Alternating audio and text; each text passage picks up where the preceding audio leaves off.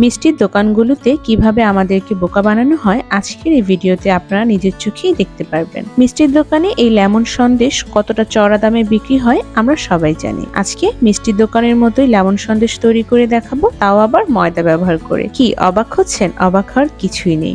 ময়দা দিয়ে লেমন সন্দেশটা তৈরি করব। তো এর জন্য চুলায় একটি প্যান বসিয়ে হাফ কাপ পরিমাণ ময়দা দিয়ে দিচ্ছি। ময়দাটাকে 1.5 থেকে 2 মিনিটের মধ্যে একটু ভেজে নিব।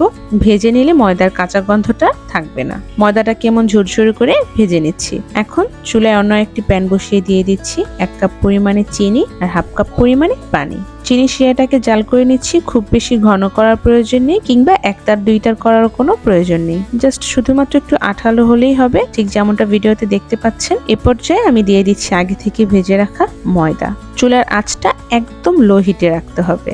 নেড়েচেড়ে মিশিয়ে নিচ্ছি। তারপর দিয়ে দিচ্ছি 1 কাপ পরিমাণ ফুল ক্রিম গুঁড়ো দুধ।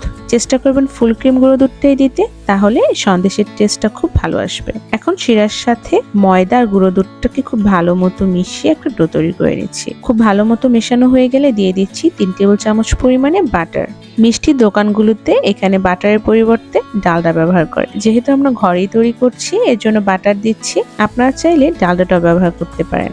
এ পর্যায়ে ঠিক যেমনটা ভিডিওতে দেখতে পাচ্ছেন এমন ঘন হলে আমি সন্দেশের ডোটাকে নামিয়ে নিচ্ছি, কারণ ঠান্ডা হয়ে গেলে সন্দেশের ডোটা আরো শক্ত হতে শুরু করবে। তো সন্দেশের ডোটাকে আমি 5টা বাটিতে তুলে নিচ্ছি।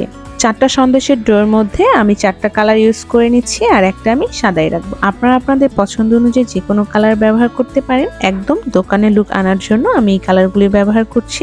এখন হাতের সাহায্যে ঠিক যেমনটা দেখতে পাচ্ছেন একটা র্যাপিং পেপারের উপরে সন্দেশগুলোকে একটু লম্বাটে শেপ করে নিচ্ছি। এভাবে করে আমি সবগুলো সন্দেশকে লম্বাটে শেপ করে নিব। আর সাদা যেই মিষ্টির ডোটা রেখেছিলাম সেটাকে একটু বেলে নিচ্ছি। অবশ্যই রুটির চাইতে একটু মোটা করে বেলতে হবে। তারপর সাদা সন্দেশটার ওপর একে প্রত্যেকটা কালার দিয়ে ফোল্ড করে নিচ্ছি। এটা আসলে ভিডিওটা দেখে আপনাদের বুঝতে হবে কিভাবে ফোল্ড করে নিচ্ছি। আর র্যাপিং পেপারের উপরে ফোল্ড করার কারণে খুব সহজেই ফোল্ড করা যাচ্ছে। এভাবে ফোল্ড করে 2 পাশটা মুড়িয়ে আমি ডিপ ফ্রিজে আধা ঘন্টার জন্য রেখে দিচ্ছি।